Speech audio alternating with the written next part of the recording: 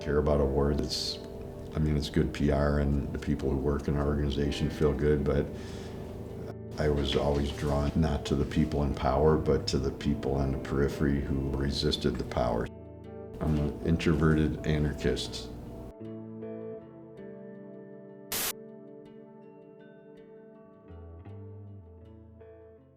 My grandmother, my mother's mother, came from Lithuania when she was like 2, I think in 1902. Like all those immigrants from Eastern Europe of Jewish origin, they were getting the heck out of a bad situation. Chicago, for me, yeah, there was just a lot of different foods, a lot of different cultures were just part of my growing up. Why did I go to University of Michigan? I wanted to get away from where I had been. We have the largest anarchist collection in the country.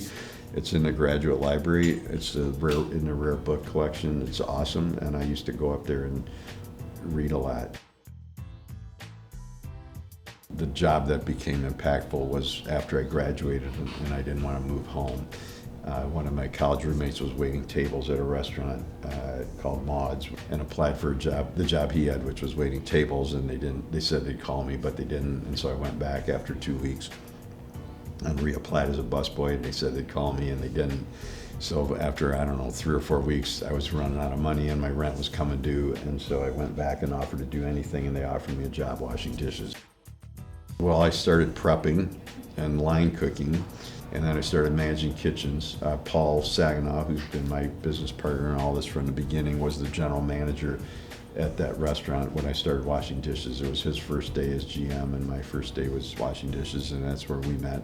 I worked for them for about 4 years. Paul left halfway through that and opened Monahan's Seafood Market in Carytown, which you all may know. Paul and I stayed friends, and fall of 1981, I decided it was time to move on. So I gave 2 months notice, and Paul, not knowing I'd given notice, called me like 2 days later. Detroit, where he grew up, you could get good deli food.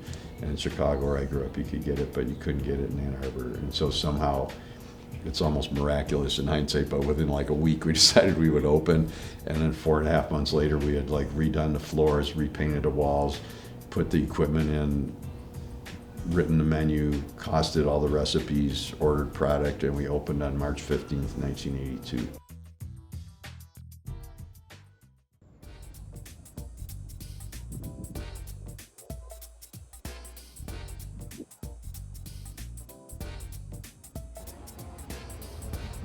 Well, everybody eats. I think the obvious answer is that it helps build community because it is an easy way to get people together. I think for me it's also a really great way to convey history.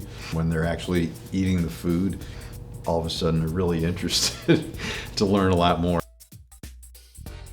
The more one travels, the more one can bring influences. So one is going to the Franche-Comté, to the mountains of eastern France, to visit where the Comté cheese came from.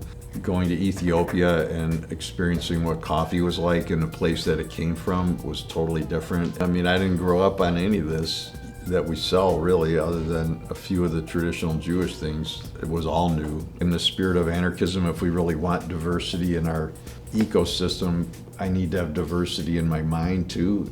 It's not just who we hire, it's how we think and how we interact. We like the problem of having more ideas than we can implement than having no ideas. They get to have a positive work experience where they're like learning stuff and treated like a intelligent human being, and not like some, in quote, stupid kid that doesn't matter. And that when people learn what a reasonably healthy, constructive workplace is, like no one wants to go back to the other way.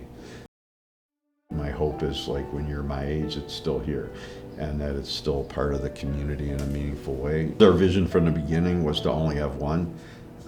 No judgment on those who choose the other path, but I'm not interested in the other one. The belief that we got to give back to the community in a way that creates regenerative ecosystem, as opposed to the other model, which is just keep taking it all out as much as you can till there's nothing left and then leaving.